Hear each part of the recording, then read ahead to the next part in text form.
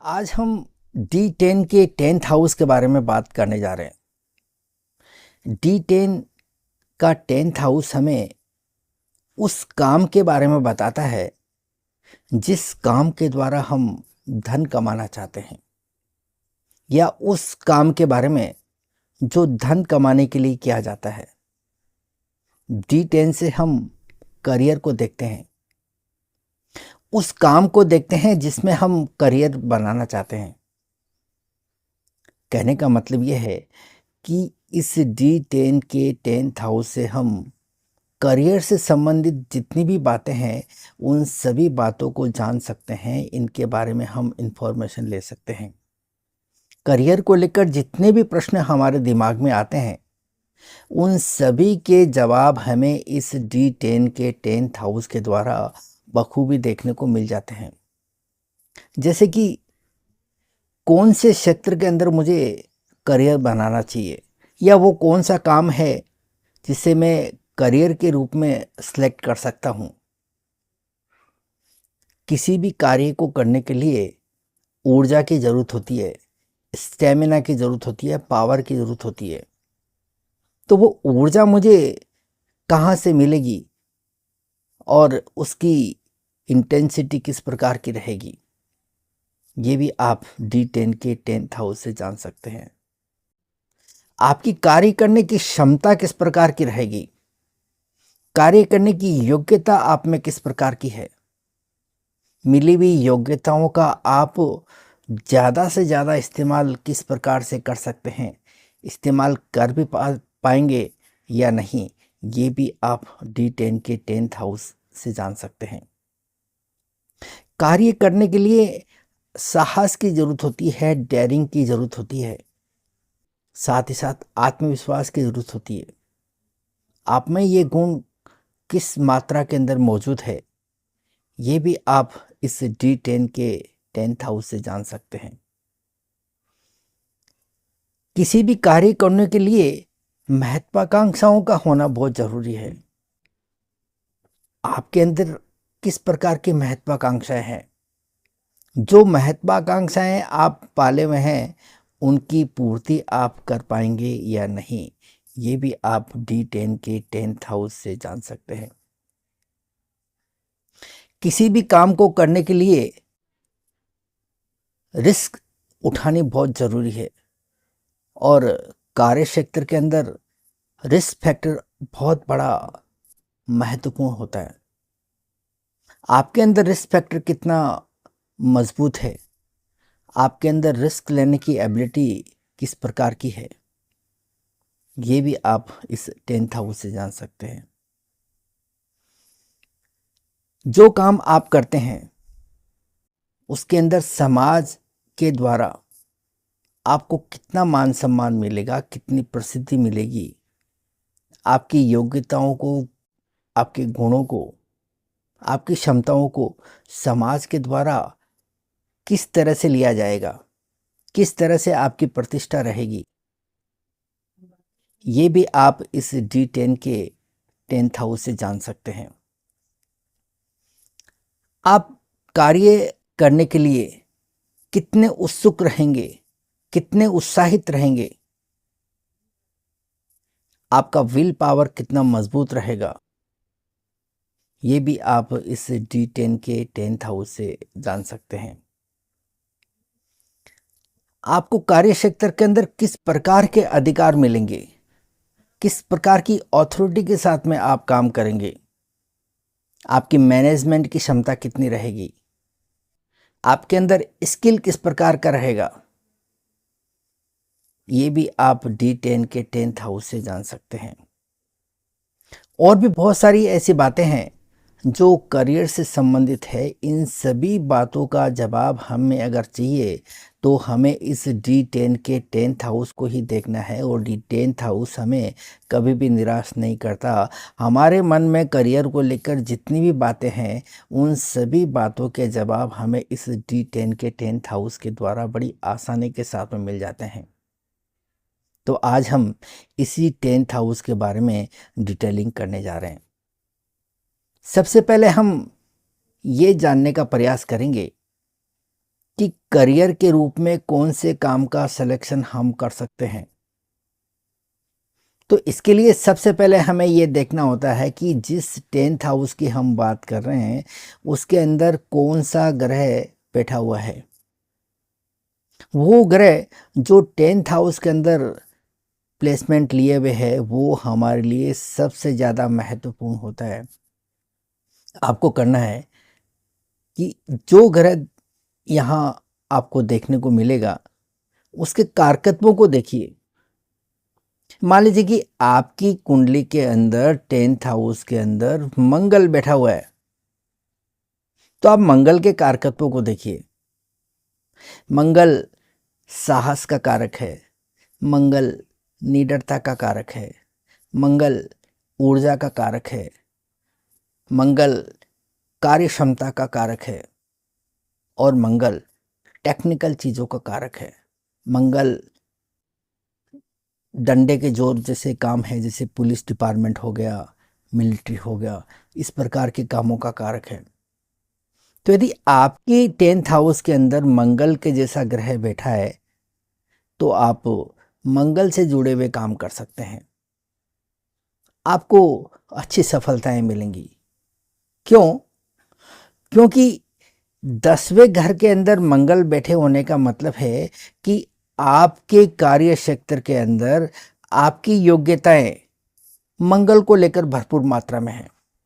मंगल से संबंधित जो कारकत्व है उनकी उस प्रकार की योग्यताएं आपके अंदर मौजूद है। अगर आप उन योग्यताओं का फ़ायदा उठाते हैं, मंगल से जुड़कर काम करते हैं, तो आपको अपने करियर के अंदर ज़्यादा बेहतर सफलताएं देखने को मिलेंगी।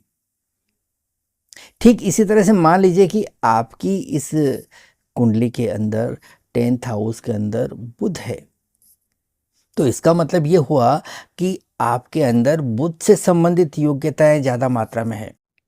आप लोगों को कम्युनिकेट बहुत अच्छे तरीके से कर सकते हैं, आप मार्केटिंग बहुत अच्छी तरह से कर सकते हैं, आप नेटवर्किंग बहुत अच्छी तरीके से कर सकते हैं, आप किसी भी डील को बहुत अच्छी तरह से फाइनलाइज कर सकते हैं। आपकी परीक्षण क्षमता बहुत अच्छी है, आपकी निरीक्षण क्षमता बहुत अच्छी है, आपकी स्पीकिंग जो है बहुत अच्छी है, आप स्पीच बहुत अच्छा देते हैं, आप जो है आपकी राइटिंग बहुत अच्छी है।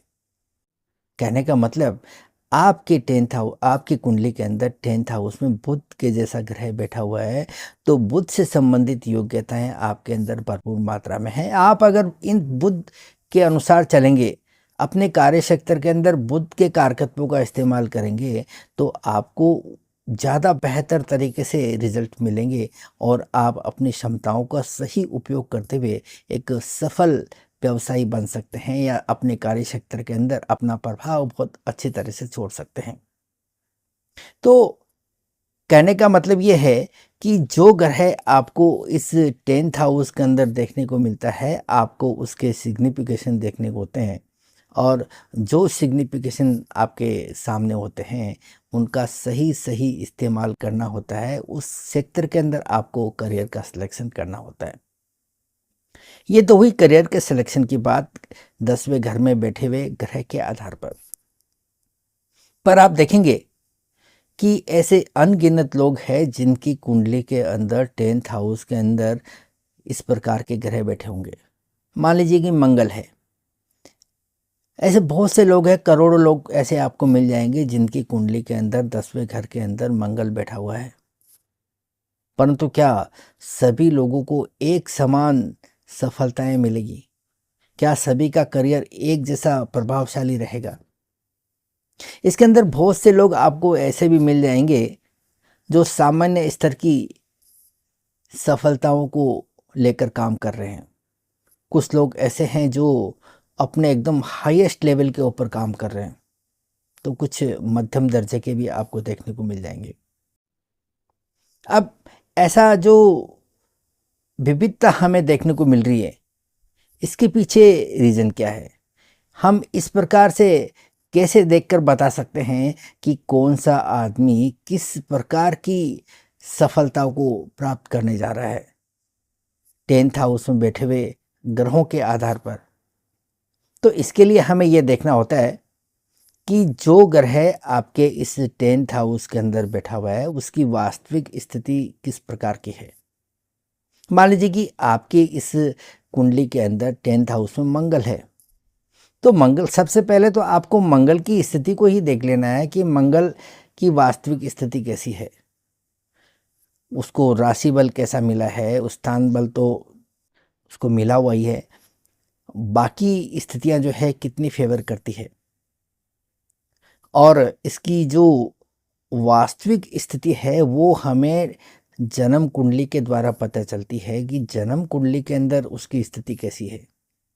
अगर जन्म कुंडली के अंदर उसको ग्रह बदली हुआ तो इसका मतलब वो वास्तव में शक्तिशाली है, और उसकी वेरिफिकेशन हमें करनी होती है नवांश कुंडली के द्वारा।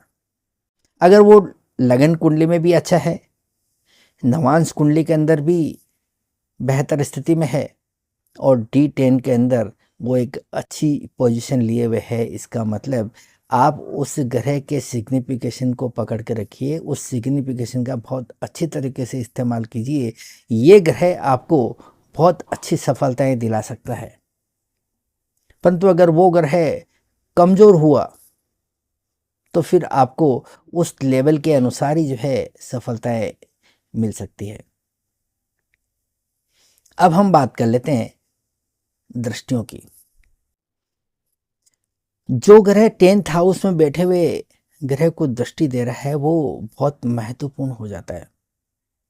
अगर यहाँ शुभ ग्रहों की दृष्टि आती है तो इसका मतलब ये है कि ये ग्रह आपको काम करने के लिए हमेशा प्रेरित करेगा और आपको सपोर्ट देगा। किस प्रकार से सपोर्ट? मान लीजिए कि बृहस्पति जैसा शुभ ग्रह 10th हाउस में बैठे हुए ग्रह को दृष्टि दे रहा है, तो बृहस्पति एक्सटेंशन का कारक है, तो वो आपको कार्य क्षेत्र के अंदर एक्सटेंशन दिलाएगा। बृहस्पति एक ऐसा ग्रह है जो हमेशा नैतिकता का सपोर्ट करता है, तो आपके काम कुछ इस प्रकार के होंगे कि आप जो है समाज के अंदर वाही लूट सकते हैं, या फिर समाज के अंदर आपका एक अच्छा रुतबा हो सकता है, एक आपकी अच्छी पहचान मिल सकती है। क्यों? क्योंकि आपके काम करने के तरीके अच्छे होंगे, और वो इसलिए क्योंकि बृहस्पति जैसा ग्रह 10th हाउस में बैठे हुए ग्रह को दृष्टि दे रहा है। तो यहाँ पे बृहस्पति के कारकत्वों का आपको सपोर्ट मिलने जा रहा है, और साथ ही साथ बृहस्पति जिस घर को रूल करता है उन घरों का सपोर्ट भी आपको अपने करियर के अंदर भरपूर मात्रा में मिलेगा। जैसे कि मान लीजिए कि बृहस्पति 2nd हाउस का लॉर्ड बनकर आपको दृष्टि दे रहा है 10th हाउस को, तो इसका मतलब आपको फैमिली का सपोर्ट मिलेगा। ठीक इसी प्रकार से अगर 9th हाउस का लॉर्ड बनकर दृष्टि दे रहा है तो करियर के अंदर आपको भाग्य का सपोर्ट ये बृहस्पति देने जा रहा है। आपको पिता का सपोर्ट मिलेगा, आपके पूर्वजों के पुण्य कर्मों का फल आपको जो है इस करियर के अंदर मिलने जा रहा है। क्यों? क्योंकि बृहस्पति एक शुभ ग्रह होकर 9th हाउस का लॉर्ड होकर इस 10th हाउस में बैठे हुए ग्रह को दृष्टि दे रहा है, तो ये करियर के लिए आप अच्छी स्थिति कह सकते हैं। अगर यहाँ पर 10th हाउस के अंदर शुभ ग्रह की जगह अशुभ ग्रह प्रभाव डालते हैं तो ये आपके कार्य को बाधित करेगा, आपकी कार्य क्षमताएं निश्चित रूप से जो है प्रभावित होंगी। आप कार्य करने के लिए उतनी रुचि नहीं दिखाएंगे, आपका काम के अंदर मन नहीं लगेगा, और आप कहीं ना कहीं उल्टे सीधे काम करने के लिए प्रेरित होंगे, क्योंकि पाप ग्रह जो होते हैं वो आपको कुछ ऐसे काम करने के लिए प्रेरित करते हैं जो समाज की नज़रों में अच्छे नहीं कहे जा सकते, या जिन्हें करने के बाद में वो प्रतिष्ठा या मान सम्मान नहीं मिलती, और ये बाधाएं खड़ी करने का भी काम करेंगे। जैसे कि मान लीजिए कि शनि जैसा ग्रह 10वें घर में बैठे हुए ग्रह को दृष्टि दे रहा है, तो आपके कार्य क्षेत्र के अंदर आपको अतिरिक्त जिम्मेदारियों का बोझ उठाना पड़ेगा। शनि मेहनत और परिश्रम का कारक है, तो ये आपको अपने कार्य क्षेत्र के अंदर लेबोरियस बनाएगा, बहुत ज़्यादा मेहनत करवाएगा, और मंगल जैसे ग्रह की दृष्टि है तो आपको संघर्ष करवाने के लिए हमेशा जो है आपको प्रेरित करेगा, आपको संघर्ष करने के लिए मजबूर करेगा। तो कहने का मतलब ये है कि जो ग्रह दृष्टि दे रहा है वो शुभ है या अशुभ, इस बात का बहुत फर्क पड़ता है। और हमें इस बात को अच्छी तरह समझ लेना चाहिए कि शुभ ग्रह की दृष्टि जो है 10वें घर के लिए अच्छी मानी जाएगी और पाप ग्रहों की दृष्टि उतनी ज़्यादा अच्छी नहीं मानी जाएगी, क्योंकि ये कुछ ऐसी स्थिति के अंदर हमें, ऐसी परिस्थितियों के अंदर हमें डाल देते हैं जिसमें हमारा अधिकांश समय संघर्ष मेहनत के अंदर निकल जाता है। और जिन कार्यों की तरफ हमें फोकस करना होता है तरक्की के लिए, सफलता के लिए, वहाँ हम पिछड़ जाते हैं और काम करने के अंदर हमारी रुचि कम होती चली जाती है। अब हम बात कर लेते हैं 10th लॉर्ड की। एक 10th लॉर्ड हमारे लिए बहुत महत्वपूर्ण हो जाता है कार्य क्षेत्र के अंदर, क्योंकि 10th हाउस के अंदर जो ग्रह स्थिति हमें देखने को मिलती है वो बाय डिफ़ॉल्ट होती है, वो हमारे नेचर में शामिल होती है, वो हमारी योग्यताओं को दर्शाती है कि आप किस प्रकार की योग्यताओं को लेकर चल रहे हैं। परंतु आप उन योग्यताओं का सही तरीके से इस्तेमाल कर पाएंगे या नहीं कर पाएंगे, ये बात हमें 10th लॉर्ड के द्वारा पता चलती है। और 10th लॉर्ड अगर अच्छी स्थिति में है तो इसका मतलब ये हुआ कि जिस योग्यताओं को आप लेकर चल रहे हैं उसके अंदर आप पूरा पूरा खरा उतरेंगे। और अगर 10th लॉर्ड कमज़ोर स्थिति में हुआ तो आपको ये कहना होगा कि आपके अंदर योग्यताएं तो भरपूर मात्रा में है, परंतु आप उसका इस्तेमाल सही तरीके से नहीं कर पा रहे हैं। तो इसके लिए आपको 10th लॉर्ड की स्थिति को देखना होता है कि 10th लॉर्ड इस 10th हाउस दशमांश कुंडली के अंदर किस स्थिति के अंदर है, उसकी स्ट्रेंथ किस प्रकार की है, उसकी पोजीशन किस प्रकार की है, कौन से घर में बैठा है, उसका राशि बल कैसा है, कौन से ग्रहों की दृष्टि आ रही है, कौन से ग्रहों के साथ में एक्सेंस है, वगैरह वगैरह। आपको ये सब चीज़ें देख लेनी होती है। परंतु इसकी वास्तविक स्ट्रेंथ को हमें लगन कुंडली के द्वारा ही देखना होता है। लगन कुंडली के अंदर ये ग्रह अच्छी स्थिति में है और D9 में भी वो अपनी स्थिति को बरकरार रखे हुए है, और इस दशमांश कुंडली के अंदर वो अच्छी स्थिति में है। यानी कि तीनों कुंडलियों में अगर उसकी स्थिति अच्छी है तो इसका मतलब आप अपनी योग्यताओं का बहुत अच्छी तरीके से इस्तेमाल करेंगे। फिर इसके ऊपर आप शुभ ग्रहों का प्रभाव भी देख सकते हैं और अन्य ग्रहों के साथ में एक्सचेंज वगैरह, ये जितनी भी बातें हैं जो ज्योतिषीय ज्ञान है उनका इस्तेमाल करके आप इस 10th लॉर्ड का आकलन कर सकते हैं, जो करियर के लिए बहुत मायने रखता है। अब आप ये कह सकते हैं कि मेरी कुंडली में तो 10th हाउस में कोई ग्रह ही नहीं है, तब मैं अपने करियर का सिलेक्शन कैसे करूं, तब मैं करियर के बारे में ज़्यादा इन्फॉर्मेशन किस प्रकार से लेकर आऊं। तो इसके लिए एक साधन है। जिस किसी की भी कुंडली के अंदर 10th हाउस खाली होता है वहाँ पर हमें दृष्टियों को देखना होता है कि इस 10th हाउस के ऊपर कौन से ग्रह की दृष्टि आ रही है। जिस ग्रह की दृष्टि आती है वो ग्रह हमारे करियर की दृष्टि से महत्वपूर्ण हो जाता है। अब कुछ लोग ऐसे भी हो सकते हैं जिनकी कुंडली में 10th हाउस भी खाली है और 10th हाउस के ऊपर कोई दृष्टि भी नहीं है। तो इसका मतलब ये हुआ कि आपको 10th लॉर्ड को देखना होता है, 10th लॉर्ड किस स्थिति के अंदर है। 10th लॉर्ड को देखकर आप अपने कार्य क्षेत्र का सिलेक्शन कर सकते हैं। तो इस प्रकार से आप 10th हाउस में बैठे हुए ग्रहों के आधार पर अपने करियर का सिलेक्शन कर सकते हैं, करियर के बारे में आप इंफॉर्मेशन ले सकते हैं। अभी तक हमने ये जाना है कि 10th हाउस में स्थित ग्रह के कारकत्व के अनुसार हम किस प्रकार से करियर का सिलेक्शन कर सकते हैं और किस प्रकार से करियर का आकलन कर सकते हैं।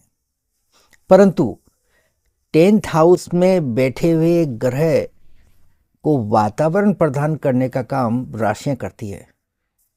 जब तक इन राशियों का सपोर्ट इस ग्रह को नहीं मिलेगा तब तक आप उस प्रकार के नतीजे नहीं पा सकते जो अपेक्षित होते हैं, क्योंकि जैसा वातावरण ग्रहों को मिलेगा ग्रह उसी तरह से रिएक्ट करेगा। मान लीजिए कि आपके 10th हाउस के अंदर कोई ग्रह बैठा है और आपने उसके कारकत्व के अनुसार करियर का निर्धारण कर लिया है, परंतु आपका ग्रह 10th हाउस में एनिमी साइन में बैठा है।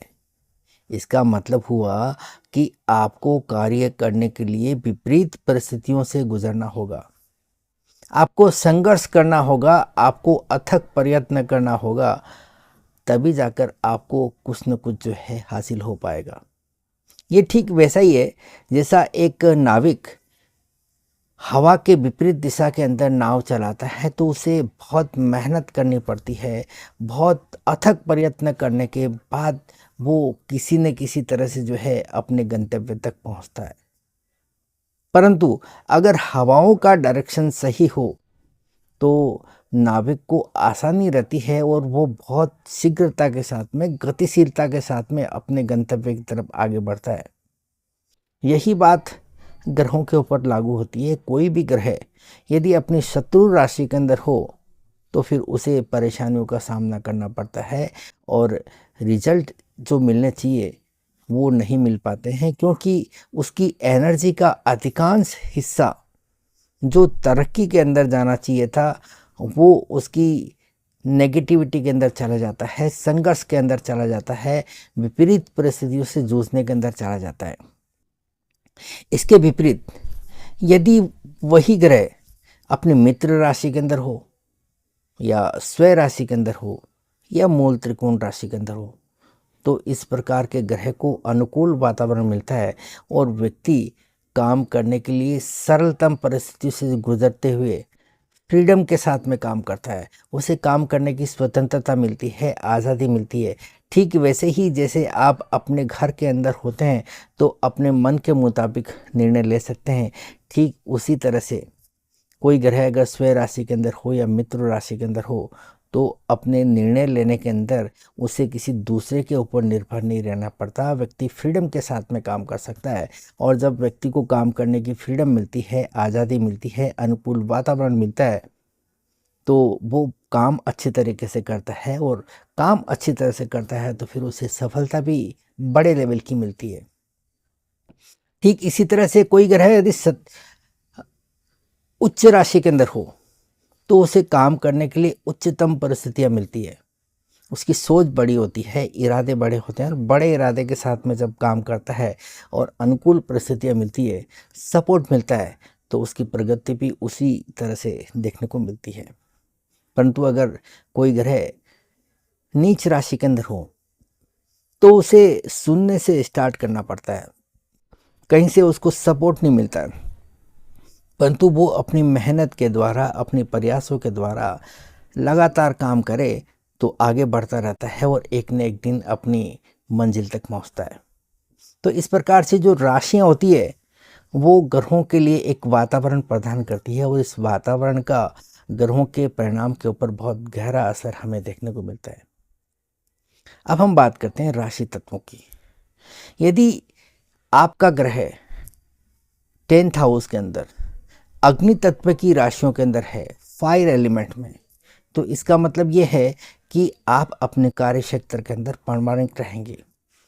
आप अपने काम को पूरी ईमानदारी और नेक नियति के साथ में करेंगे।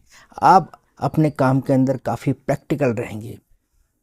वहीं अगर आपका ग्रह पृथ्वी तत्व की राशियों के अंदर है तो आपके अंदर एक मोल भाव या बार्गेनिंग का गुण ज़्यादा देखने को मिलेगा। आप जहाँ भी कहीं जाएंगे अपना फ़ायदा निकालने की कोशिश करेंगे। वहीं अगर आपके 10th हाउस के अंदर बैठा हुआ ग्रह वायु तत्व की राशि के अंदर है तो इसका मतलब ये है कि आपके अंदर बौद्धिक गुण ज़्यादा मात्रा में होंगे। और अगर आपका ग्रह 10th हाउस में जल तत्व की राशि के अंदर है तो आप जिस किसी भी काम को करेंगे उसके अंदर आपका इमोशनल एटीट्यूड रहेगा, आपका उस कार्य के साथ में इमोशनल टच देखने को मिलेगा। अब हम बात कर लेते हैं राशियों के स्वभाव के बारे में। 10th हाउस में जो राशियां हमें देखने को मिलती है, उन राशियों का स्वभाव कैसा है, ये हमारे लिए जानना बहुत महत्वपूर्ण है, क्योंकि 10वें घर में जो ग्रह हमें देखने को मिलते हैं, उनको जो राशियां मिलती है, उन राशियों का स्वभाव करियर के ऊपर बड़ा असर डाल सकता है। जैसे कि आपने देखा होगा कि करियर के अंदर परिस्थितियां बदलती है और बदलते वक्त के साथ में हमें कुछ फैसले करने होते हैं, तुरंत डिसीजन लेना होता है, और करियर के अंदर बड़े बदलावों के लिए हमेशा तैयार रहना होता है। यदि आपकी कुंडली में 10वें घर के अंदर मूवेबल साइन है, चर राशियां हैं, तो आप बदलते हुए वक्त के साथ में बड़े बदलाव करने के लिए हमेशा तैयार रहते हैं। जहां कहीं से कुछ प्रेरणा मिली, आप उन आइडिया को तुरंत जो है अमल में लेके आते हैं, तुरंत डिसीजन लेते हैं और बड़े बदलाव कर डालते हैं, जो आपके करियर की ग्रोथ के लिए बड़े महत्वपूर्ण होते हैं। जब तक दूसरे लोग इस प्रकार के बदलाव करेंगे, आप बहुत आगे निकल जाएंगे और अपने ग्रुप के अंदर लीडर बनकर उभरेंगे। परंतु यदि आपके इस 10th हाउस के अंदर फिक्स साइन है, 2, 5, 8 और 11, इन्हें फिक्स साइन कहा जाता है। अगर इस प्रकार की राशियां आपके 10वें घर के अंदर है, तो आप बदलाव नहीं कर पाते हैं। आपकी विचारधारा फिक्स होती है, स्थायी होती है। आप किसी बदलाव के लिए सहज रूप से जो है तैयार नहीं होते हैं। नतीजा, आप पिछड़ जाते हैं, और जो लोग जल्दी फैसले लेते हैं, बदलाव करते हैं, वो आपसे आगे निकल जाते हैं और आपको इसका नुकसान उठाना पड़ सकता है। अगर यहाँ पर ड्वेल साइन हो, द्विस्वभाव राशियाँ 3, 6, 9 और 12, इस प्रकार की राशियां जब आपको यहाँ देखने को मिलती है, ये द्विस्वभाव वाले लोग जो है डिसीजन नहीं ले पाते हैं।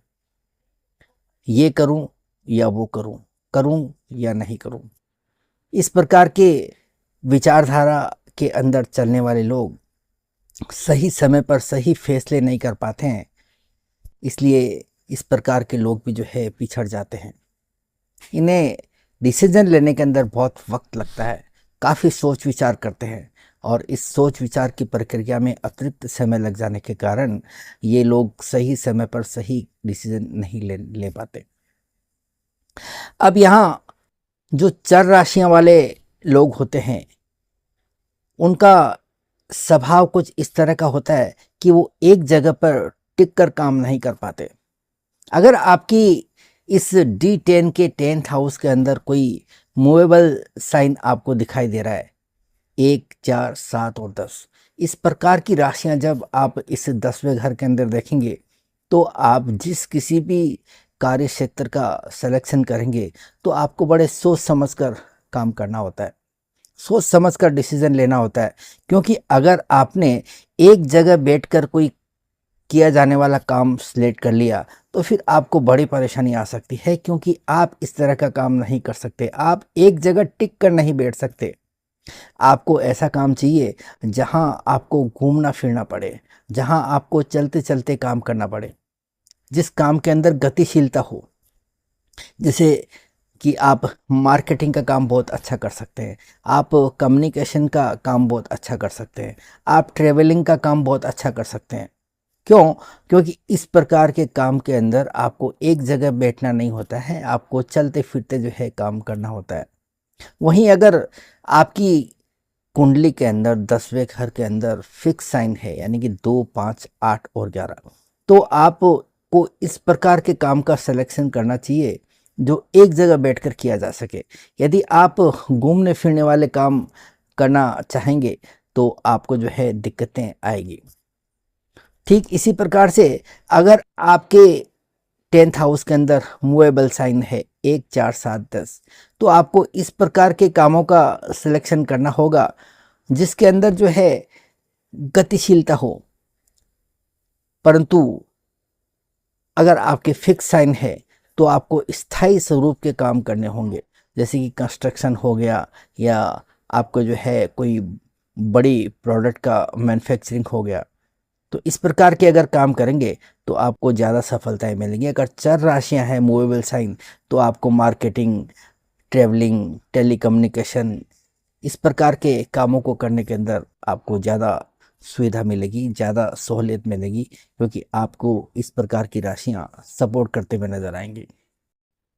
इसके अतिरिक्त अगर हम राशियों की बात करें, तो आपके इस 10th हाउस के अंदर यदि सौम्य राशियां हैं, सौम्य राशि से मेरा मतलब है कि बृहस्पति, शुक्र, चंद्रमा और बुध, इन 4 ग्रहों की राशियों को सौम्य राशियां कहा जाता है। जैसे कि बुध की राशियां होगी मिथुन और कन्या, शुक्र की राशियां होगी वृषभ और तुला, चंद्रमा की राशि होगी कर्क, और बृहस्पति की धनु और मीन।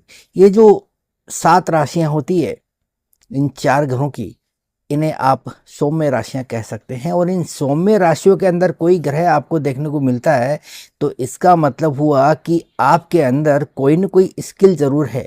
आप जो भी काम करेंगे स्किल के द्वारा काम करेंगे। और यदि आपकी कुंडली के अंदर 10वें घर के अंदर मैलेफिक प्लेनेट की राशियां हैं, जैसे कि मंगल की राशियां होगी मेष और वृश्चिक, सूर्य की राशि होगी सिंह, और शनि की राशियां होगी मकर और कुंभ। इन राशियों के अंदर 10वें घर में आपका ग्रह है, तो इसका मतलब है कि आप मेहनत वाले काम ज़्यादा करेंगे, परिश्रम करने वाले ज़्यादा काम करेंगे। आपके काम के अंदर किसी ने प्रकार का स्किल सेट देखने को नहीं मिलेगा। तो आप 10वें घर में राशियों के आधार पर यह निर्धारण कर सकते हैं कि आपके कार्य करने का तरीका कैसा रहेगा, आपके काम के अंदर स्किल रहेगा या सिर्फ आप हार्ड वर्किंग ही करते हुए नजर आएंगे। तो यहाँ आप इस राशियों का महत्व समझ सकते हैं कि किस प्रकार से राशियां हमें महत्वपूर्ण चीज़ों के बारे में इशारा करती है। अभी तक हमने ये जाना कि 10वें घर में बैठा हुआ ग्रह हमारे करियर सिलेक्शन में किस प्रकार की भूमिका रखता है। इस ग्रह के आधार पर हम किस प्रकार से करियर का सिलेक्शन कर सकते हैं, किस प्रकार से ये ग्रह हमारे करियर में महत्वपूर्ण हो सकता है। साथ ही साथ इस ग्रह को मिलने वाली राशियां किस प्रकार से बदलाव कर सकती है, किस प्रकार से फलित के अंदर फर्क पैदा कर सकती है। इन राशियों का आकलन हम करियर की दृष्टि से किस प्रकार से कर सकते हैं, किस प्रकार का महत्व करियर की दृष्टि से इन राशियों का होता है, ये भी हमने जाना और समझा। इस 10th हाउस के बारे में और भी बहुत सारी बातें हैं जो आपके साथ मुझे शेयर करनी है, परंतु आज नहीं। इसके लिए मैं इस 10th हाउस का सेकंड पार्ट लेकर आऊँगा, जिसके अंदर हम और भी बहुत सारी बातों के बारे में डिस्कस करते हुए नजर आएंगे। उम्मीद करता हूँ कि ये आज का विश्लेषण आपके लिए काफ़ी यूज़फुल रहेगा। आपने इससे ज़रूर कुछ न कुछ सीखा होगा। अगर आपके नॉलेज में किसी भी प्रकार का कोई एड ऑन हुआ तो आप इस चैनल को सब्सक्राइब करके बेल आइकन का बटन ज़रूर हिट कर देना चाहिए, और करना भी चाहिए, क्योंकि इस चैनल पर मैं अपने समस्त ज्योतिषीय अनुभवों को आपके साथ तहे दिल से शेयर करने का प्रयास करता हूँ, और इस इंटेंशन और क्लैरिटी के साथ में कि जो समय मुझे आप देने जा रहे हैं उसका सही सदुपयोग करके मैं आपको लौटा सकूं। और इस काम को करने के लिए काफ़ी मेहनत की ज़रूरत होती है, और ये मेहनत करके काफ़ी खुशी भी मिलती है। और ये खुशी तब और ज़्यादा बढ़ जाती है जब आप चैनल को सब्सक्राइब कर देते हैं, वीडियो को लाइक, कमेंट और शेयर कर देते हैं। आपका ऐसा करना हौसला बढ़ाता है अच्छा काम करने के लिए, मेहनत के साथ में काम करने के लिए। उम्मीद करता हूँ आप ऐसा ही करेंगे।